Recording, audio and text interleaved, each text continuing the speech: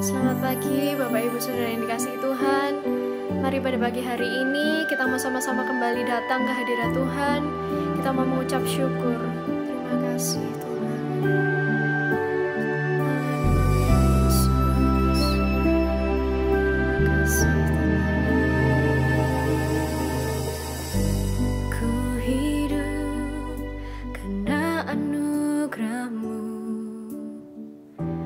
Ku hidup karena kasih-Mu. Kaulah sumber kehidupanku.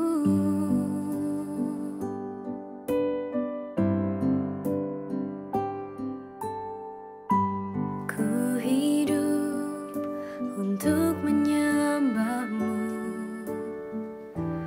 Ku hidup untuk menyenangkan-Mu.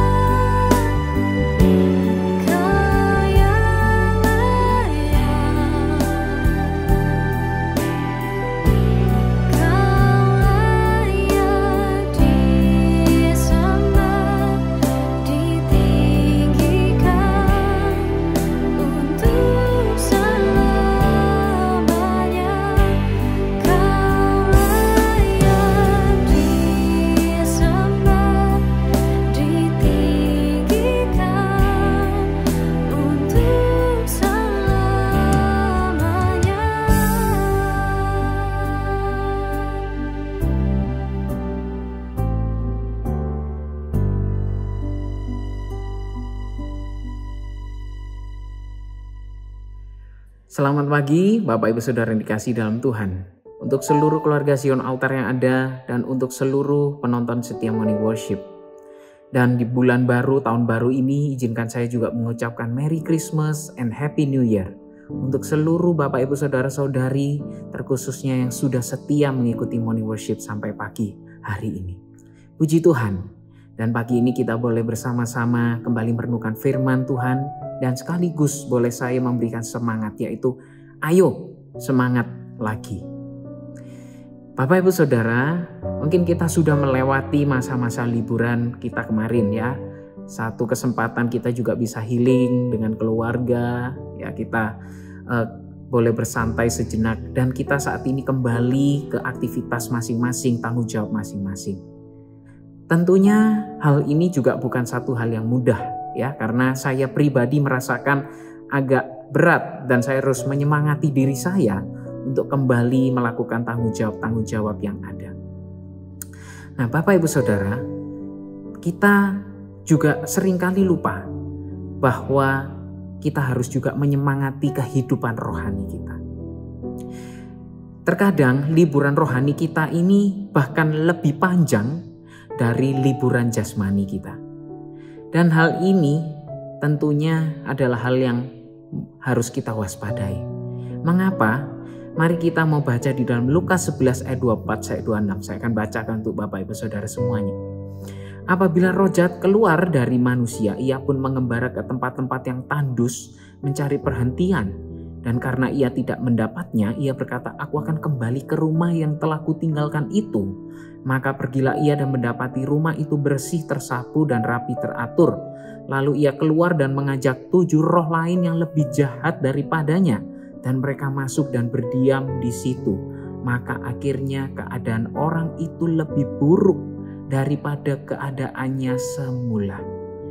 Apabila saya boleh bandingkan dengan versi The Message, dalam ayat 25 dikatakan rumah itu tersapu, berdebu, tapi juga kosong. Bapak Ibu Saudara, bukankah seringkali kita juga ketika menyimpan barang-barang yang tidak kita pakai, kita taruh di gudang atau kita taruh dalam lemari, akhirnya barang itu berdebu ya, dan bahkan juga pada akhirnya bisa rusak dengan sendirinya. Dan kita seringkali juga lupa kehidupan rohani kita sering juga ketika kita mulai ya tahun kemarin mungkin kita sudah membuat komitmen baru dengan rohani kita. Kita mulai menyapu segala hal-hal yang jahat. Tetapi kita biarkan berdebu. Dan pada akhirnya hal ini yang menjadi mangsa iblis yang kita harus waspada hari ini. Di tahun baru ini saya percaya kita punya resolusi baru. Dan marilah kita juga tidak lupa bahwa kita harus juga kembali mengisi hati kita yang sudah kita lakukan pembaharuan tahun kemarin, kita isi dengan hal-hal yang baik. Jangan sampai iblis menggunakan kesempatan ketika kita mengosongkan hati kita terlena dengan liburan rohani kita, dan akhirnya kita bahkan memulai hal-hal yang kembali kita sudah tinggalkan. Yang tahun kemarin kita sudah sabar, tahun ini kita kembali marah-marah. Yang tahun kemarin kita meninggalkan ikatan-ikatan, segala hal-hal buruk, kita kembali kepada kebiasaan buruk. Mari kita semangat lagi. Lihat bagaimana caranya, yaitu mari kita baca dalam Roma 12 ayat 11. Dikatakan, janganlah hendaknya kerajinanmu kendor, biarlah rohmu menyala-nyala dan layanilah Tuhan. Apabila saya kembali boleh bacakan dalam versi The Message, saya akan translatekan, jangan sampai kehabisan tenaga. Jagalah dirimu tetap bersemangat dan berkobar-kobar. Jadilah hamba-hamba Tuhan yang waspada. Inilah yang kita lakukan, yaitu kita jangan sampai kehabisan tenaga dan waspada kepada segala tipu muslihat iblis yang akan pasti menyerang kita sampai hari ini dan seterusnya. Yaitu dengan cara bagaimana? Tetap semangat dan berkobar-kobar. Dan bagaimana cara kita untuk tetap semangat? Yaitu pertama, kita harus fokus kepada tujuan kita. Bapak Ibu Saudara, saya percaya mungkin tahun ini banyak yang membuat resolusi baru dalam kehidupan jasmani. Contoh, mungkin ada yang ingin turun 5 kilo. Saya percaya ini bukan satu hal yang sehari bisa berubah, ya. Tidak mungkin kita hari ini tidak makan seharian, besok kita turun 5 kilo. Tetapi semua harus dilakukan dengan strategi, yaitu jangka panjang dan jangka pendek. Mungkin minggu ini kita mulai mengurangi makanan lemak. Atau terus minggu depan kita tambah dengan mulai dengan kebiasaan jogging di pagi hari. Dan mungkin di minggu selanjutnya kita mulai bergabung di gym. Dan seterusnya. Inilah Bapak Ibu Saudara, kita harus memiliki satu resolusi juga dengan kehidupan rohani, yaitu dengan memiliki visi di tahun ini. Dikatakan dalam Amsal 29 ayat 18. Apabila saya juga langsung bandingkan dengan versi yang lain, kalau orang tidak dapat melihat visi Allah, maka dia akan tersandung oleh dirinya sendiri. Inilah seringkali yang kita lakukan karena kita tidak punya visi, akhirnya kita juga mundur kembali dalam kehidupan rohani kita. Oleh sebab itu mari kita harus memulai resolusi rohani kita juga di tahun ini. Ingat bahwa iblis itu juga tidak akan tinggal diam dalam kehidupan kita. Karena dari awal manusia ada sampai hari ini, dia tujuannya hanya satu, yaitu untuk membuat kita jauh daripada Tuhan. Dan oleh sebab itu mari, apakah kita sudah juga memulai atau berkomitmen untuk kita kembali semangat di tahun ini, menaikkan level rohani kita dengan kebiasaan-kebiasaan yang lebih baik lagi. Mari kita fokus memiliki visi di tahun ini dan fokuslah kepada tujuan tersebut. Dan yang kedua, bagaimana supaya kita tetap semangat dan berkobar-kobar, yaitu memiliki roh Tuhan dalam kehidupan kita.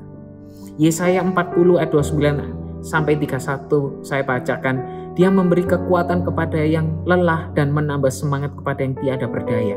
Orang-orang muda menjadi lelah dan lesu, dan teruna-teruna jatuh tersandung. Tetapi orang-orang yang menanti-nantikan Tuhan mendapat kekuatan baru. Saya akan potong sampai sini. Ingat bahwa secara manusia kita pasti memiliki saat-saat ketika kita lemah. Bahkan dalam ayat ini dikatakan orang muda dan teruna itu juga memiliki chance untuk bisa lelah. Dan bagaimana caranya akhirnya untuk kembali bersemangat? Yaitu ketika kita memiliki roh Tuhan. Ketika kita menanti-nantikan Tuhan dalam kehidupan kita.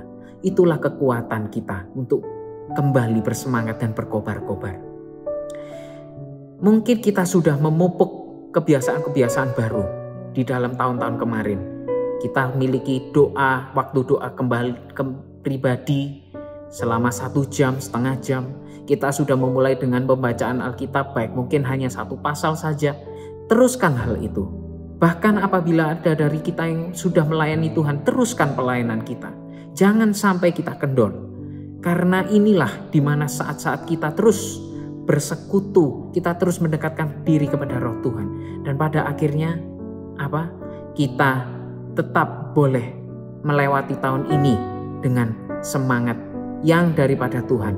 Dan kita tidak kembali mundur kepada kehidupan kita yang lama. Mari oleh sebab itu Bapak, Ibu, Saudara-saudari semuanya, pada pagi hari ini, sudahkah kita memiliki resolusi kehidupan rohani kita? Sudahkah hari ini kita kembali beraktivitas rohani seperti yang kita sudah lakukan tahun kemarin? Mulailah dari hari ini kembali. Saya percaya Tuhan akan menguatkan kita dan mari kita semangat menjalani tahun 2025 dengan penuh kemenangan. Puji Tuhan, kita akhiri renungan ini dengan doa. Kami bersyukur Tuhan pada saat pagi hari ini untuk kami semua diingatkan kembali di mana kami perlu Tuhan disemangatkan kembali oleh Roh-Mu. Terlebih kami perlu juga menjalani kehidupan kami dengan lebih semangat lagi.